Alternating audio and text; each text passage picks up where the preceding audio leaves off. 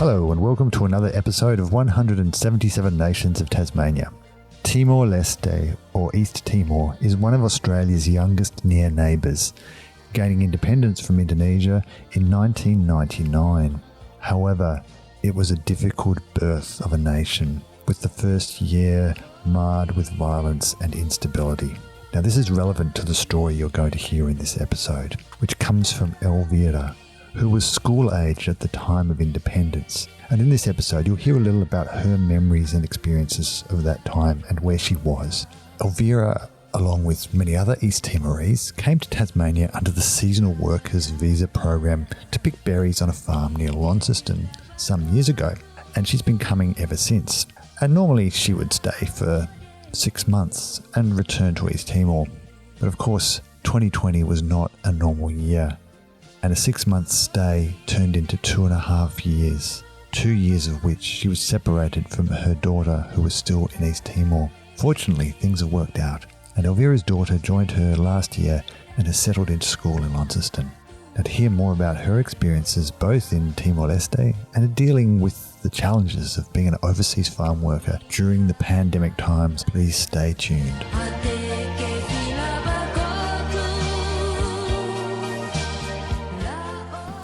I've grown up mostly in Timor Leste. I was born in 28th of August 1986, and I went to one of the primary school in Dili, in one of the suburb. And in 1999, my mother has to reallocate me or move me to Indonesia to study in Bali, because we had the referendum in 1999. I think it was in September. I continued my middle school in Bali for 2 years, and at that time when the war started in 1999, my mother, my whole family, they went as a refugee to West Timor in Kupang, Indonesia. So after I finished my 2 years middle school in Bali, I followed my mother and I moved to Kupang, West Timor.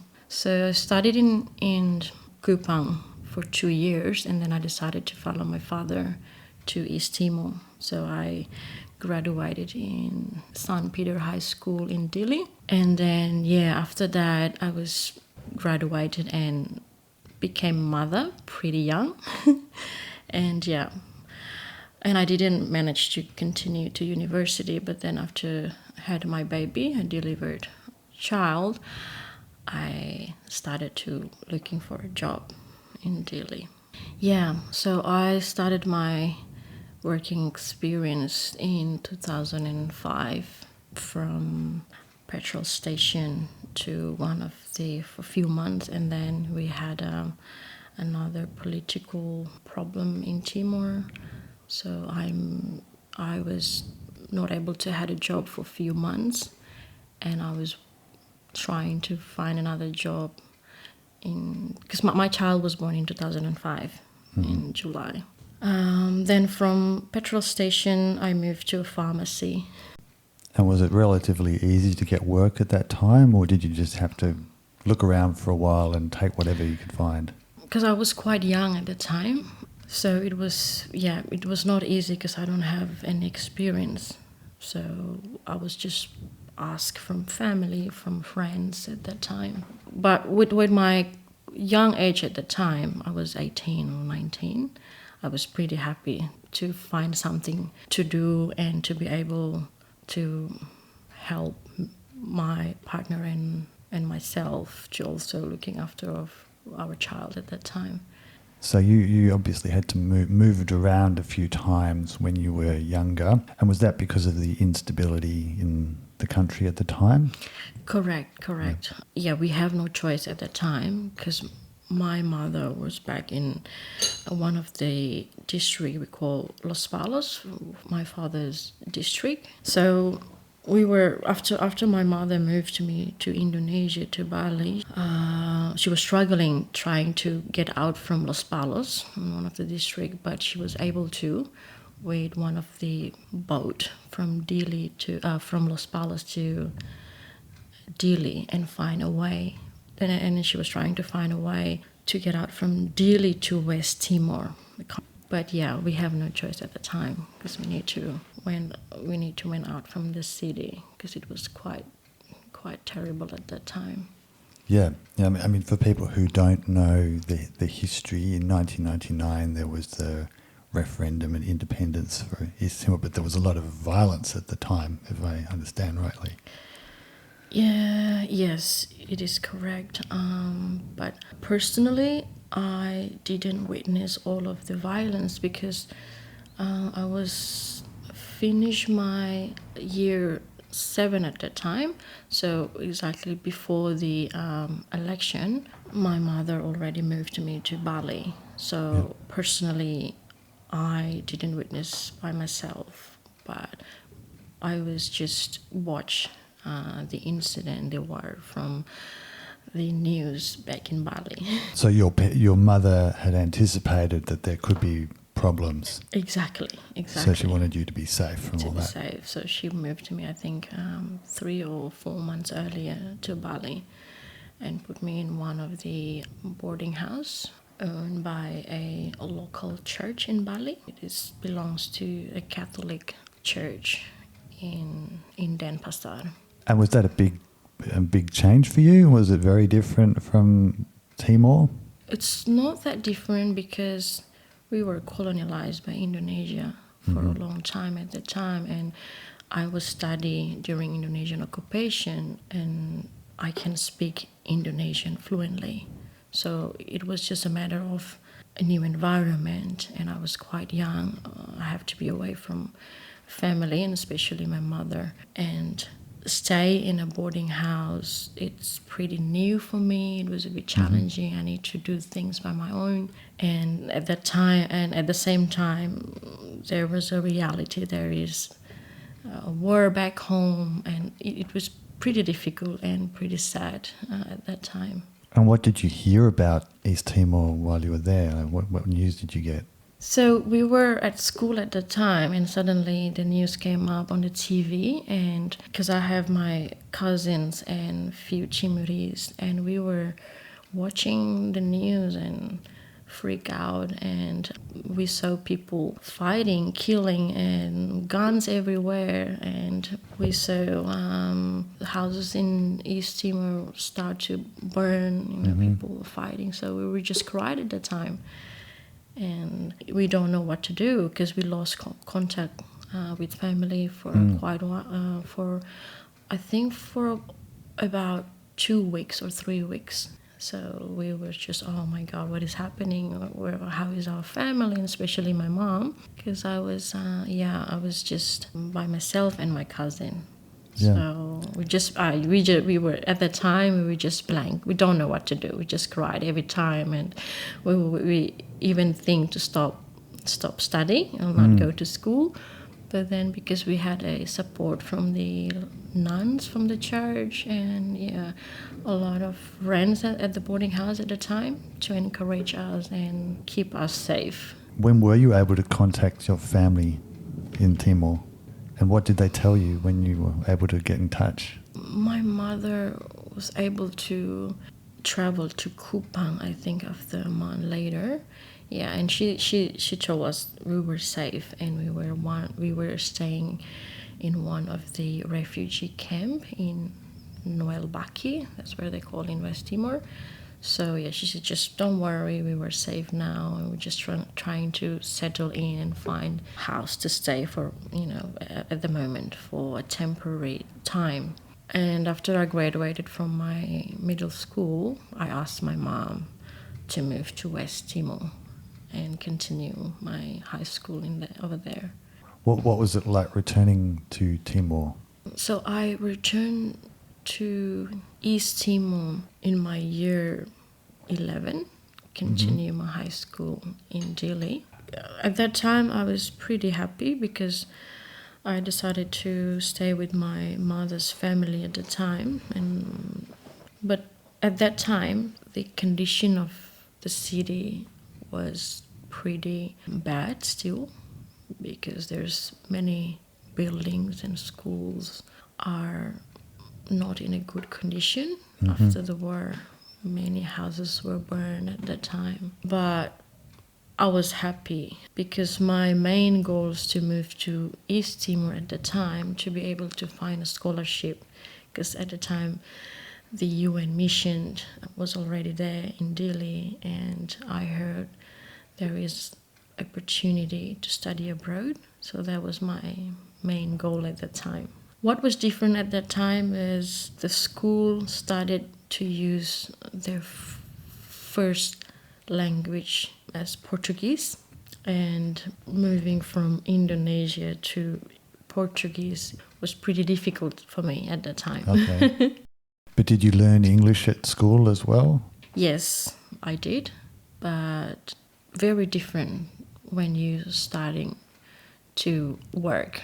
So the English that we learned in the school at the time, and from the transitions that I've been through, it's a lot of changes. Because I was able to work with UN mission as a local staff.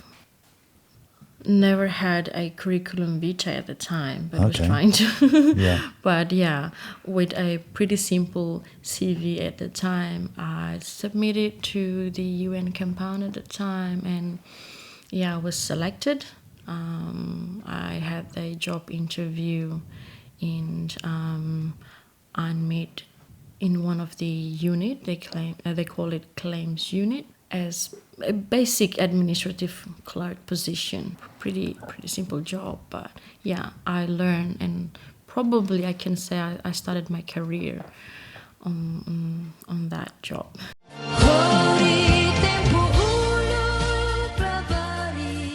After UNDP, at that time I tried to find a scholarship. I did apply. I heard a scholarship announcement to Hawaii at the time under East-West Center program. I did apply for that, and I was selected. So I was able to do a foundation class for 3 months, but sadly I was sick when I was ready to go. So I didn't go at that time. So they replaced me with my colleague. And I was trying to recover from my conditions and trying to get better and find another job again in 2011. And then I was thinking to do some English course, a short English course, so at least I can get something to back up my education or my English level. So I was trying to apply to an online application in Charles Darwin University, because they also have English course under Navitas program. So, and I was glad because I was able to complete all the documents, the requirements, and I flew to Darwin in either August or September 2012. So after I finished my 3 months English course in Darwin, I went back to Timor and again looking for a job. And I was able to work in one of the USAID NGO as admin assistant for a short term, for 3 months. And then I moved to UNICEF for a few months. What actually did your parents do back in Timor when you were younger? My mother working with a government institution back during Indonesian occupation, and my father he was working as a freelance in a private sector, but they were separated a long time ago when I was a child. And yes, at the moment my mother, today is actually my mother's birthday. She's turning to 59. And she retired this month. Okay. She's still in West Timor. She's working at the government in Kupang, West Timor. My father is actually staying in Melbourne. Okay. With his new family. Yeah. So did he immigrate? Yes. And yes, my mother will retire this year, and hopefully, if the plan going well, hopefully she can come and visit us this year. Hopefully. And do you also have brothers and sisters in Timor? No, I don't. I'm the only child. Oh, okay. Yeah, same as my daughter. She's the only child, but we have a big family back home. Yeah. Quite a lot, like probably 50 cousins, Yeah. and 50 auntie and uncles, I think. Yeah. Because my mother had 8 brothers and sisters, and I also have one cousin working with Mountford Berries at the moment. Currently, what are you doing here in Tasmania? So I came in Tasmania in 2017 as a seasonal worker. In 2017, there were 40 of us came into Tasmania and worked with Hillwood Berries farm. So you mean 40 East Timorese? Yes, correct. It was quite a big number of 40 of us, and we were all new into this program. We never been to Tasmania, and most of us haven't got any experience working at the farm. It was challenging. So we know Hillwood Berries owned by Dornoff family, Robin and Karen Dornoff. So they went to do an interview in East Timor back in September 2017. I was selected as a team leader for that little group, 40 of us, and we flew to Tasmania in October 2017. So we were here during 6 months working with Hillwood Berries, because that was the length of contract, and also Hillwood Berries could only provide us with 6 months work as well for us. So yeah, since 2017 in October we were working up to April 2018, and all of us have to go home and again come back after 6 months. So we came back in October 2018 and working for 6 months and went home in 2019. And again we came back in 2019 and COVID hit at that time. So all of us were stuck here for 2.5 years.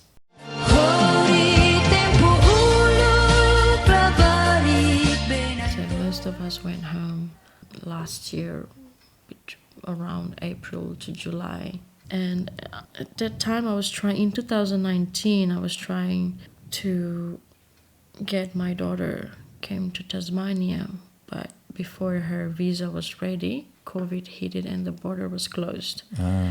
And yeah, she was stuck in East Timor and I was stuck in Tasmania. Yeah. At that time, it was me and one of my Tongan colleagues, because he was also trying to get his family, his wife and daughter, to come to Tasmania. We were sponsored by the farm, by Hillwood Berries donor family, to be able to get our family. But most of our friends were not able to get that opportunity yet. So my daughter, at the end, she was able to came in May last year, 22. Because you had worked for just 6 months, and then normally you would go home. So in that time, what did you do here? So glad that we had a good boss, and they tried their best to find us a job as well, to be able to earn money and support our family back home. So at that time, we went to Queensland, to mainland. It was quite challenging. We heard that we are going to mainland. Many of us was questioned, where is mainland? We thought most of us thought mainland is a different island, but no, actually. Well, it is a different island. Like out of Australia, some of us thought. So we were excited, but it was a big challenge, because most of us were sent to a different city. Okay. So, for example, I was sent to Bowen, Queensland, with I think it was about 40 of us, only girls. We were working in Bowen for 5 months, picking zucchini and then to capsicum. Picking capsicum to zucchini, and then from zucchini to tomatoes farm, and moving around. After that, we moved to Caboolture to pick berries in Queensland berries for 1.5 months. It was pretty challenging because we have to do and to be from pretty different places and situations. Yeah. That we didn't expect it. So it was quite tough picking zucchini, capsicums, because it was on the ground and you have to bending a whole day. But everyone was just have that patience. We were grateful because there is work that we can do and still earning money, while thinking probably other people struggling without work and without money. Pretty various difficulties and problem at that time. But yes, we just encourage each other and hoping that COVID will be end soon.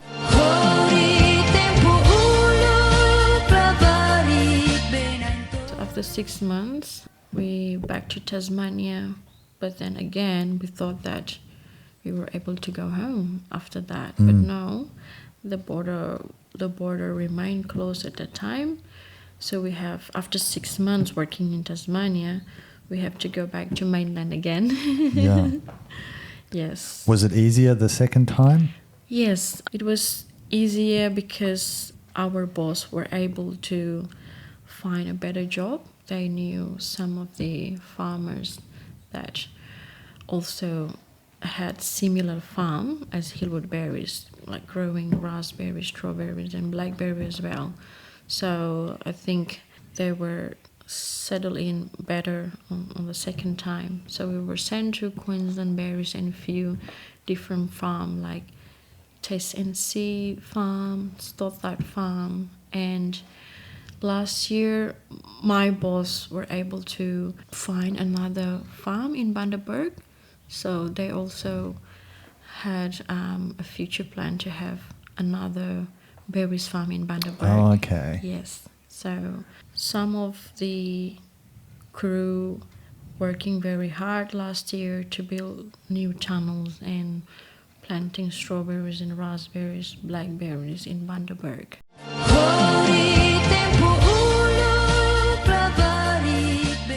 Most of us at the moment, like for example my colleague that have been working with Hillwood Berries under this program for 4 to 5 years, they were able to build house back home, helping sisters or brothers to keep study and to get a better education back home, to continue to university, and yes, to have a better life. So it was really good so far. Yeah. Because I guess the money would go much further in East Timor than it would here. Correct. The difficulties is the difference of the rates, the currency, because we are using American dollars. Oh, okay. So when we send money home, it's a bit lower rate. But yeah, I think that is also another motivation for us Timorese to working more harder, to set our goals.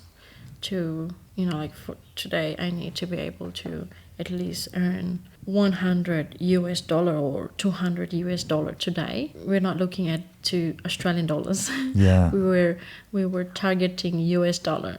Okay. That motivating us to work hard and harder.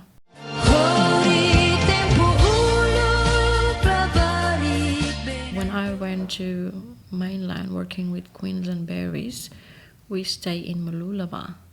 I've never been there in but Mooloolaba was quite pretty. I think it's one of the tourist destinations. We stay close to the beach in one of the backpackers' accommodation. Lots of tourists, beautiful beaches, crowded. That I think one of the differences to Tasmania, Launceston, and the distance from the accommodation to the farm, it's a little bit longer. It took us about 40 minutes, 35 minutes from accommodation to the farm. But most of us found it's a good opportunity to be able to see different places. So we were able to go to see Brisbane cities and some other places, to Gold Coast, to try to get to the Sky Point, go and try roller coasters and do some of sightseeing on our days off. Oh, that's good, because that makes, by having those opportunities, it makes the work a bit easier to deal with, doesn't it? Yes, easy and also fun. Because then we were looking forward for another day off to be able to, visit other places and try something new apart from working. That's really important. If you've just got work and you're in an isolated place, it can be difficult psychologically. Correct, especially be away from family for 2 years. Pretty tough for us. So we were just trying to encourage each other and hope the COVID can go on shortly, so we were able to go home and see family and come back. How did you hear about the seasonal work in the first place, and why did you decide to apply? Because from what you've told me, your previous experience was mostly in administrative jobs. Why did you decide to go for a seasonal work? To be honest, at that time, I don't know, I can't remember why, but I heard from my friends that working in doing hospitality work under the seasonal worker program. So I was, it was quite interesting. And I was just decided to apply and to undergo the test.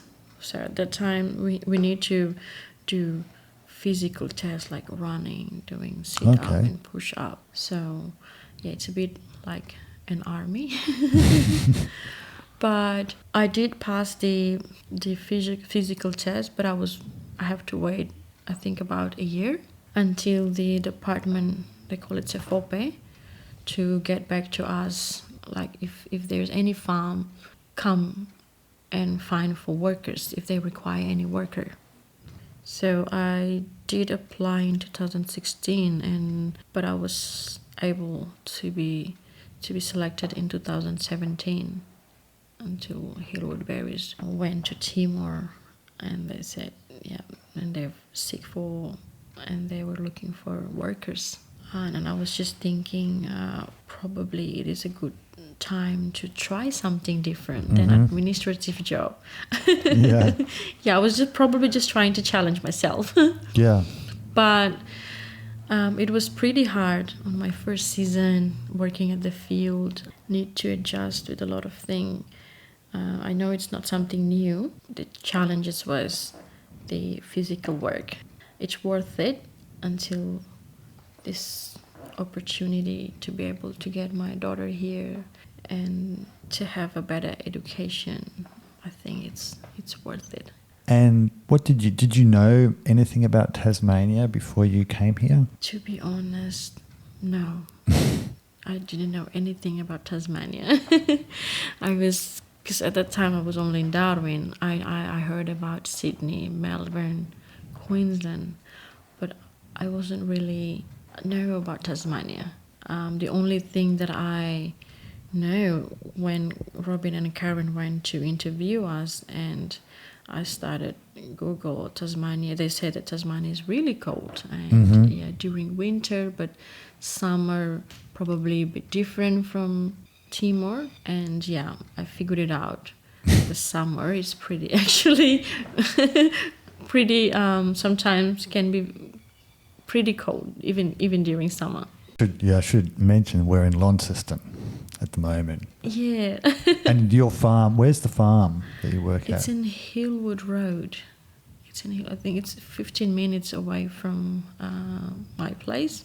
They grow strawberry, raspberry, blackberry and blueberries, and yeah, it is, I can say it's a picking season at the moment from during December, January, and it will be slowing down in February, will go up again, and it will be slowing down in March, April, and normally the season will be finished around May to June.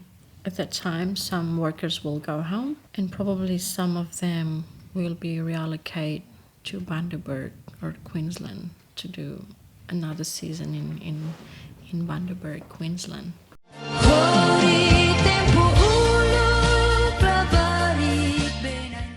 Apart from the physical side of the work, were there any other things that you had to adjust to or adapt to when you came here? Language barrier, I think, one of the most thing that all of us need to adjust.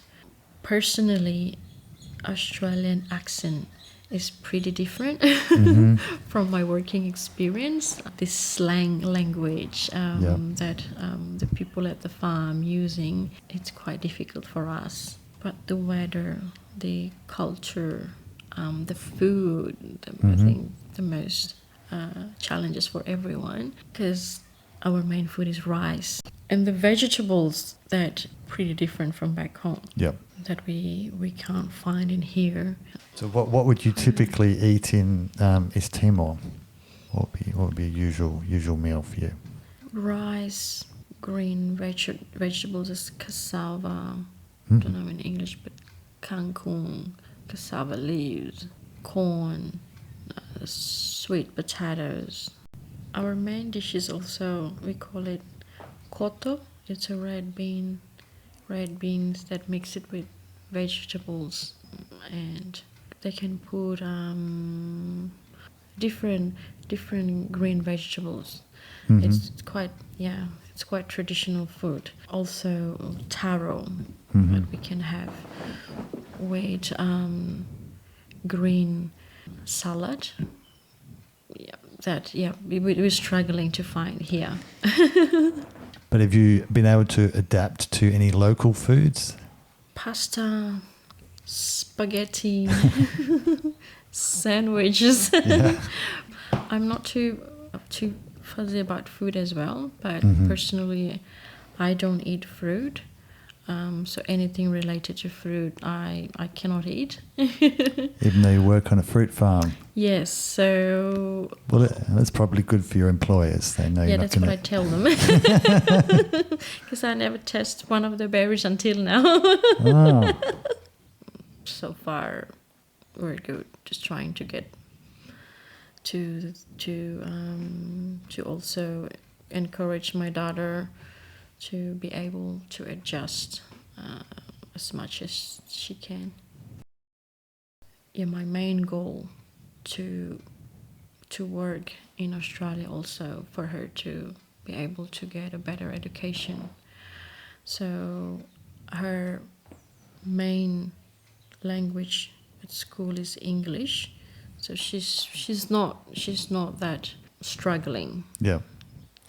So I guess it was just a matter of getting used to the slang, the colloquial Launceston dialect. Correct, yes. But yeah, she was able, because she stayed in boarding house, so she was able to find friends and adjust, I think, a little bit easier, because she had about 100 something students in boarding house, and they were looking after her very well. It was easy for her to socialize in the beginning. I guess then you already have a bit of a community set up. You don't have to find it. Correct, yeah. So it was a bit easier for her because she was there, and just a matter to adjust and then to socialize with friends at school, at boarding house, and to be able to adjust to the activities at school that we don't find it back home. What sort of activities? For example, a rock climbing. Yeah, that was pretty new for her. So I think 2 months ago, before school holiday, she went for a school camp and they did rock climbing. Yeah, but she loved it. It was she still said until last night it was one of the best experiences that I will never forget. Yeah, wow. Yes. And yeah, so far, because she was late, she arrived in May last year while the school already started. But this year she's going to start a full year. So she's excited. Yeah, she said that she will do her best because she is planning to do to be a surgeon in the future. Yeah, that is our main goals because we think that as a new country, Timor Leste really need skills and resources to be able to develop our country. Yeah. And to help.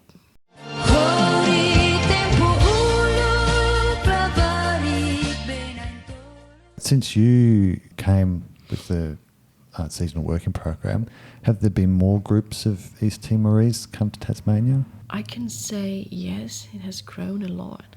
If I'm not wrong, in Hillwood Berries at the moment we already have more than 200 Timorese working in Hillwood Berries, and not including other farm like Mountford Berries, and also I know another farm, Murakai Berries. They also had quite a few of Timorese. Maybe so far I can say 500 in Launceston, I think. If I'm not wrong, I'm just guessing, but I think nearly 500 Timorese workers. Probably you know that we also had unemployment issues back home. I think this is also one of the reasons why there's so many Timorese wanted to be part on this program, because we don't have enough work available back home. And do the Timorese here, do you have get-togethers sometimes? Yes, we are, but sometimes it is difficult because of the working load that we had, because we never know, as a picker, we never know what time you're going to finish. It really depends on the quantity of the fruit that day. So some other day, if it's raining or if it's too cold, we can finish a bit earlier.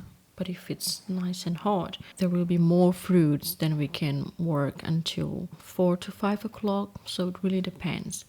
But a few months ago, I think we had service back in Kings Meadow. One of the colleagues from Hobart, I think she's here as a student. She's trying to organize a service in one of the Catholic church in Kings Meadow. And yeah, we were able to get her together, have one of the Catholic priests came from Hobart and have that service together from all the different farms. And last year as well, we had the same thing. So it's difficult, but we do have something once a year that we can meet up somewhere, whether at the church or in one of the celebration. And normally every year, Karen and Robin took us to attend the Anzac Day in Hobart. So I think that's where most of the Timorese will gather together and catch up every year. As this year, I think it's a lot of us, too many. So we don't know everyone, but every time if we meet up somewhere, we know that it is Timorese. And yeah, if we're able to say hi, then we will talk to each other and ask, are you from Hillwood Berries or from which farm? Then the time that we know and we catch up. But Yeah, I know most of the returning workers that have been working in Tasmania for 3 to 4 seasons. But this year, I think there are a lot of new workers as well. We don't really know everyone at the moment, which is a good sign. I think it is a good sign that actually the farm happy with our effort and our work.